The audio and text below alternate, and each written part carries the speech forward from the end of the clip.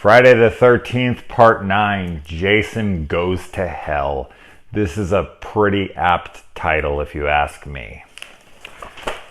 My name's Jason, by the way.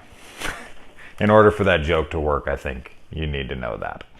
This is a film that I watched when it was released on VHS at the time. I got it right when it was released. I did not see this one in theaters. Not sure why, to be honest. My first Friday the 13th film I saw in theaters was Jason X, weirdly enough. I missed this one. I'm honestly not sure why. I want to say that it wasn't playing around me. It wasn't like wide released, but that might be bullshit. I honestly don't remember. I took this home as a kid and I threw it in, and I had one of the weirdest experiences watching a movie in my life.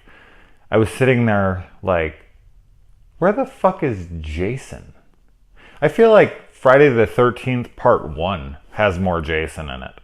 I feel like Friday the 13th Part 5 has more Jason in it. I'm not kidding about 5, actually.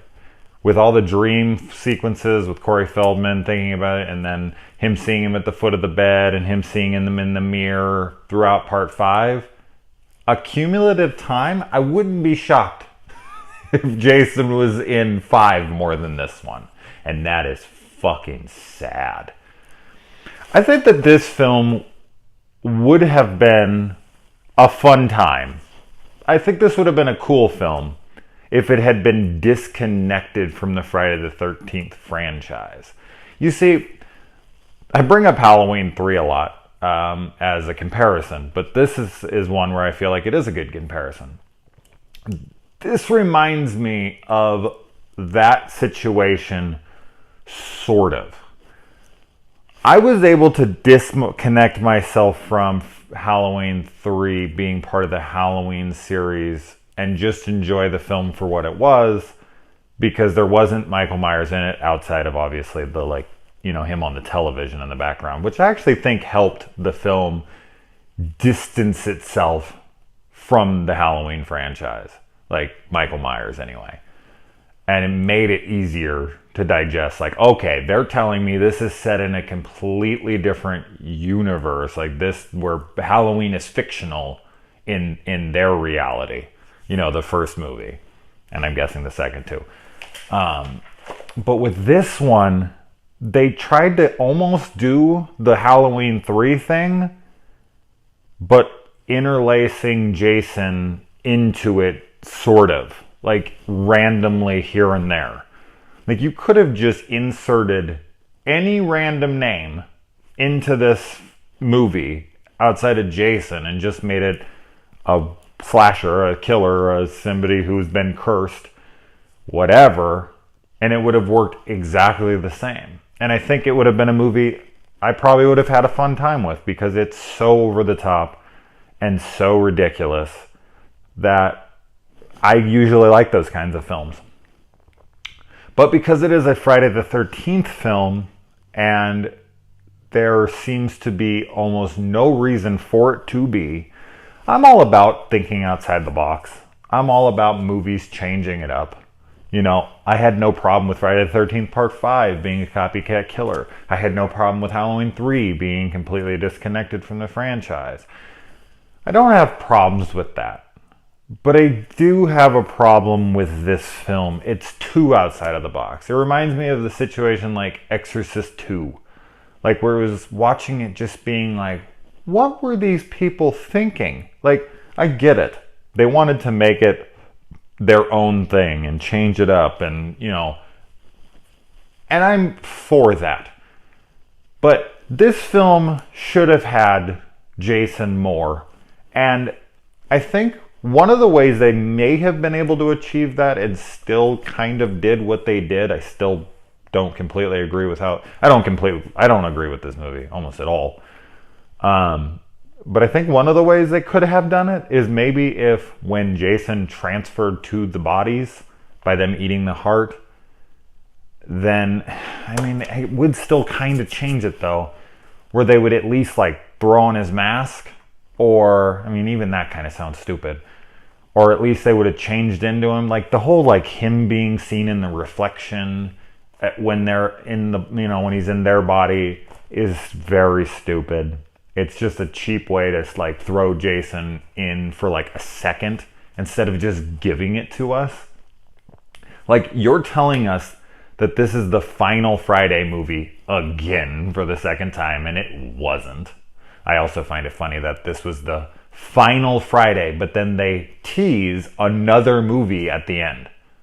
Like, final Friday, and then you're going to show us that you're planning a Freddy versus Jason movie, which they did eventually end up making. You told us this was the last one and then tease another one at the end? That's fucking weird. But as I was saying, telling us that this is the last entry and then making it a film, like making this the last Friday the 13th film potentially, or supposedly, obviously it wasn't, but telling us it was and then not having Jason in it almost at all is, to me, almost a fuck you to the fans. Like, here's the last fucking Friday the 13th, the last Jason movie. People don't go to these movies to see... They go there to see Jason. That's what it... Whatever else I was going to say there, it doesn't matter. They go to see Jason. That's the point. And to have him in this movie for literally maybe on screen... I would like to sit down and time it out. I'm sure if I Googled it really quick, that would save me some time. I bet you his on-screen time wouldn't amount to 2 to 3 minutes in a 90-minute movie. And I did watch the unrated cut. I know a lot of people are this and that. Now, I will say this about the movie too. This movie was originally like 130 minutes or something, and they cut it down to 90 minutes. So they took out like 40 minutes of this movie, and it feels like it. There is so many things that feel completely disjointed within this film, and it's very fast-paced. Like, my kids started having issues, so I had to like leave the movie and like pause it for a minute and come back, and when I did, it was like showing me the time bar, and I was like, I'm already an hour into this movie. There's only like 30 minutes left. I thought I was watching this movie for like 25-30 minutes, which isn't a bad thing or a good thing. It was just kind of like, wow, this really is like moving along. And so, yeah, when it came to the end, I was just kind of like, I don't feel like a whole lot's happened outside of just insanity. Like, the whole time I was sitting there like, Jesus Christ. And I feel the same way every time I've watched this movie. This is probably my third or fourth viewing now. Or just sit there like, wow. Like, it almost feels like these people were just literally doing anything that came into their head. Like, just to fuck with us. Or just to have fun. Like, they gave us money. Like, they're letting us do whatever we want. Okay, there's no respect being paid to the Friday the 13th fans or the Friday the 13th franchise. It's not like they're paying, you know, they're not giving us anything that we've been dying for. They were just doing whatever they felt like doing and being completely random and insane with it. And to me, that's kind of insulting a little bit. I'm fine with changing it up. As I said, I have no problem with that. But they went way too far outside the box for me personally. Especially with a franchise that was so well established already. 8 could have been the final one. I mean, he melts down from toxic waste. It's a stupid ending. I'm not going to say it isn't. But Friday the 13th, Jason Takes Manhattan, Part 8, is so much more a Friday the 13th film than this. At least Jason Voorhees makes an appearance. All right, let's get into this film. I think I've already talked for like 10 minutes, and I haven't even talked about the movie yet. Oh, I like that, and I'm not going to just completely shit on this movie. I will always give likes and dislikes here. And I have a lot of likes. I really like the use of the music from Part 1. They used a lot of it. I like that a FBI agent went in to pose as, you know, a helpless victim and then lured him out to be executed by, you know, a SWAT team. That was cool. Good idea. I like the Kane Hodder cameo.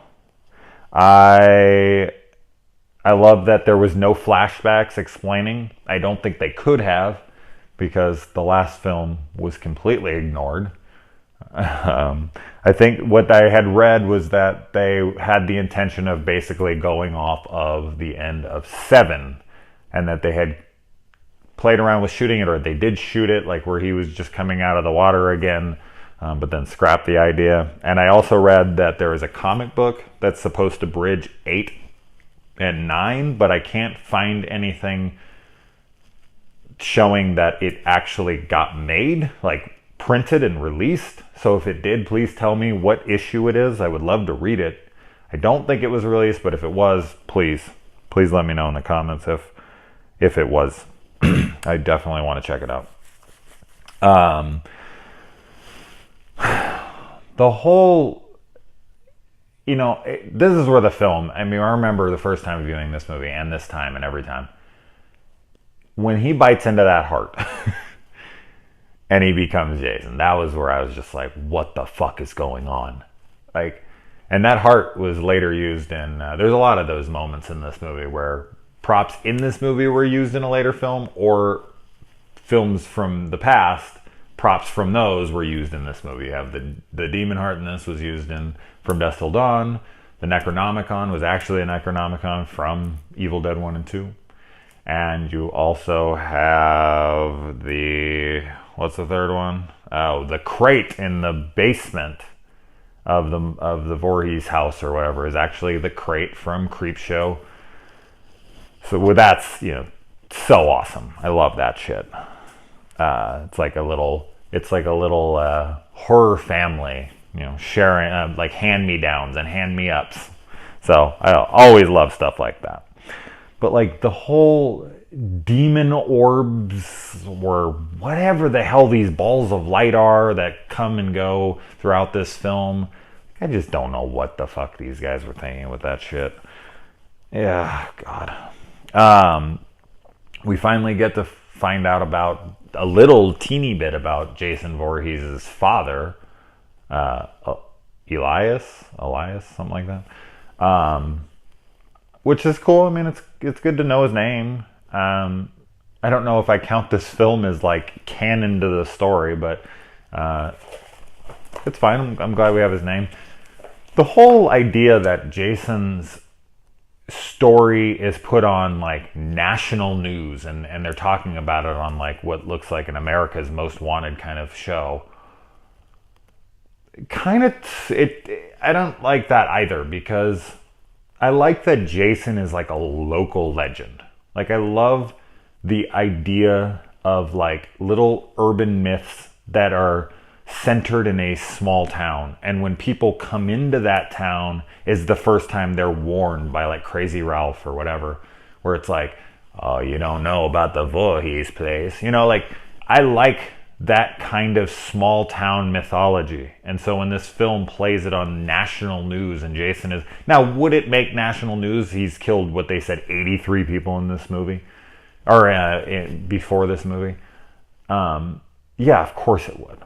But I love that the other ones had always kept the story localized to Camp Crystal. Like when people came from out of town, it was like a story they heard when they got there. Camp Blood. They were like, what the hell's that? And it's like, you don't want to know. Not before you've eaten breakfast. I liked that small town feel of the story, and putting it on a national scale cheapened it a little bit to me. It didn't make it as unique and special to that area. I don't know. And even though I think the bounty hunter thing is ridiculous, of course this whole film is, I do really like the performance from the actor in this, and the character is funny. Now, he ends up being completely pointless at the end. Why he has to break the guy's fingers to get information, he just likes torturing people for no reason. And I like his character. Like, what's the first thing that comes to your mind when you hear the name, these two words, Jason Voorhees? And he's like, I think of a little girl in a pink dress. It's like, his lines are so out of left field, and he is very funny. And that's why I said, I think that if this film was detached from the Friday the 13th franchise, which is how I tried to watch it tonight, and I did, and when I was able to achieve that goal of disconnecting myself from it is when I was having fun. But as soon as they would reference Jason, or I would see him in the reflection, and then I'd be taken back like to, oh yeah, this is a Friday the 13th film, that's when I started to get annoyed and being like, oh God, why is this attached to the Friday the 13th franchise? It's so not. But anyway, the look of Jason in this film, I don't know. I don't like it. It's okay. I get why people like it, but I don't know. It's pretty drastically different, which isn't a bad thing, as I've said. But I was really trying to like look at it this time and pay attention. Like the whole face, like the mask has sunken into his skull, and his face is like protruding out the sides. It almost looks like Jason has like a skin fro. No, I wasn't a big fan of it. I think it looks like good practical effects, and the gore in this film is 10,000 times better than the last two movies I watched, for sure. And I think that's due to the unrated cut. But yeah, I like the, speaking of the bounty hunter, I like the Jaws reference he makes. For what is it, $500,000, I get you the mask, the whole damn thing. I thought that was a cute little throwback there. Steven is a very odd choice for like the hero. He's like this dorky guy, and he's supposed to be, not only the love interest for the girl at the end, but he's also supposed to best Jason in like physical hand-to-hand combat. Whereas the bounty hunter, who actually did seem like he might be able to fight him, does literally nothing except for handcuff himself to Jason and then get himself killed 2 seconds later. The guy who talks shit the whole film and does nothing at all. Steven then throws him through a window and pushes him around and kicks his ass, whatever. I like the idea that once Jason is dead, if you're going to put it on a national scale and people all know about it, Jason's is, now infamous killer throughout the country. I do like the idea that teens feel more comfortable once he's dead to come celebrate by going back and, camping and having sex and, premarital sex and doing drugs and drinking on his land. Like, ha ha ha, fuck you, now you're dead. Now we can do what we want. You used to be able to kill us for this. It's almost like the curse has been lifted, and now teens can go fuck on the once cursed land. And I like that. I thought it was cool. A lot of nudity in this movie, which I am always a fan of, and really good stuff as well. As I said, the gore was on point. Not a ton for sure, but as I said, so much better than the last two. The last two were just bloodless, and that's where I like this film much better than the last ones. But I like the other ones better because of Jason, so it's kind of like a mixed match here. The whole weird, like, why he has to strap the guy down and shave his face and his mustache off before he can transfer it. Like, Jason doesn't like to kiss men with mustaches, or like, that seems weird. Like, I know a lot of people give Nightmare on Elm Street 2 a lot of shit for having like homoerotic undertones or overtones, for that matter, which, as I've said a billion times, that's my favorite film in the franchise, but that's for another review, which I might have to end up doing if I'm going to do a Freddy versus Jason.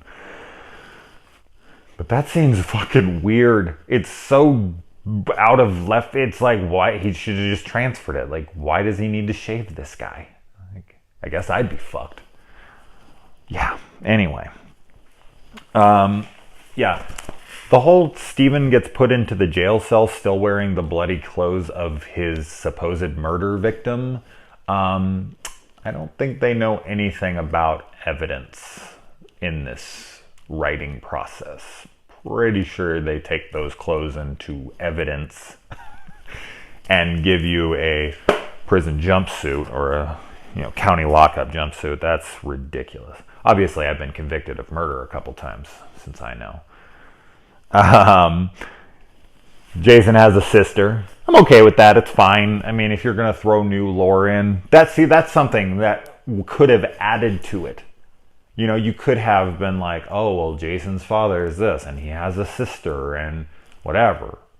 But like the whole, he throws her the knife, and it like morphs into like this demon killer dagger, and like Jason has these things coming, and the people are eating hearts and turning, and he's transferring bodies like in the hidden, and that's just too much. It's too much. I'm sorry. I know there's people who love this. My buddy Keen is very keen on this movie. Ha ha ha. He loves it. And it's like, he raves about it all the time. I think he raves about it all the time because people hate it. But he truly does love it. I'm not going to say he doesn't. And I know other people that are huge fans of it. And I get it. Like, if they don't have, if they're not very close to this series, like as I said, I grew up on the first 8, and those were the ones I had watched over and over and over and over and over again before I got a new one. By the time I had gotten to 8, those 8 all in one, that's what I had. I had 1 through 8. And so those were the films I watched on repeat. So 9 was my first new entry into the series growing up. It was the film that came after I had consumed the lore and all of the, you know, the catalog of Friday the 13th. So this was everything I knew about Friday the 13th, and it was very sacred to me at that time. So an extra addition to the series was already a little weird to me. It was kind of like, there's a new one? Like, I've been watching these for 5 years now. I mean, it was like a 5-year gap between them. And I got them around literally the time that, or 4 years. Yeah, whatever. But a short, you know, a long time for me at that age. And seeing this at that time was like, I think if it would have been normal, it would have still been like, wow, this is weird to take in new stuff. But because it was so different, I was just like, no, no, what the fuck is this? Absolutely not. So I think somebody who's not like super into this series and it isn't close to their heart like it was mine, I think they are able to step outside of this and be like, oh yeah, this is fine. I don't care. Like, who cares if it's really connected to this? It doesn't matter. Well, it did to me. It definitely seems like my videos where I don't like the film runs a fuckload longer. I like how they take the boyfriend of this main girl here and make him like ultimate douchebag. Because that's what films always have to do. They don't always do it, but for the most part. Like when the love interest of the main guy has a new boyfriend, you've always got to find out somewhere in the film that he's a dick. So then that totally justifies the fact that those two end up getting together at the end and push the guy away. Because if he's a great guy, then it makes them look like they broke up, a good couple and whatnot. And they take this guy to like, I stole his mother's body from the morgue, put him in the, you know, hid her in the closet, and then fucked her daughter. Like, he was douchebag central. And I just found that funny. It fit the tone of the movie for sure. The whole idea of like them transferring God, that's so stupid. But them transferring the little demon Jason fucking thing, and then their bodies just melting into... God, this film's so over the top. Which, as I said, I usually love, but God, this was a tough rewatch. A lot of the humor actually works, and that's what I'm saying. God, I will give it its credit where its credit's due. I like this film. I like this film as its own thing. I do not like this film as a Friday the 13th movie. That's the last time I'm going to say it. I like that in the diner scene when, you know, the boyfriend comes in, the possessed boyfriend comes in, and Vicky goes and grabs a shotgun. She shoots him, and a random bystander in the backward gets blown away as well. And she doesn't have any remorse. They don't even acknowledge it. Just some random guy in the background just gets blown away with him. And you just don't see that a whole lot in movies. You see it here and there, you know. I saw it in like The Nice Guys recently. I've seen it in a couple movies where it always makes me laugh because it should make me laugh because, you know, why I like it is because that's realistic and a bystander getting shot when somebody else is supposed to be the target is horrible. I mean, drive-by shootings happen, and it's a horrendous thing. But it does, like, it makes it seem more legitimate, because it's like all this gunfire is going around, and there's like 20 random bystanders, and they never seem to get hit in films. Like cop car chases in these big action movies, and they're plowing through cars and shit. And then at the end of the movie, they're like, good job. And it's like, good job? You just killed like 20 people in car accidents throughout the city. Do you not remember that scene that happened like 20 minutes ago? They completely ignore that shit. In this one, you actually see someone in the background getting blown away, but it does ignore it. It's just like the other one. You got the main guy hopping over his handcuffs. That was a cute little like action movie moment for such a geeky character. Like the whole like thing going down in the basement, or that was another scene. Like when I was a kid, and still this time, like the little demon crawls into the dead girl's pussy, and then he comes out of the fucking ground in looking exactly the same as he did at the beginning of the movie. As opposed to, I don't know what they could have done, honestly. Like, maybe a newer looking Jason. I mean, does it matter? No, but it's just like he came out looking exactly the same in 2 seconds. That's so stupid. The franchise is stupid. I'm not going to say it isn't, but fuck, man, this takes it to a different level. Then at the end of this movie, you've got Jason being pulled down into hell by what looks like the rock hands from Return to Oz. And then, as I said, you get the Freddy glove, reveal, which is like, is this the final Friday? Wait, Freddy, what? Are they making another one? I swear they said this is the final one for the second time now. Oh, Lord. Anyway. I actually didn't count the kills in this one. I was so blown away by it, but that's an easy Google.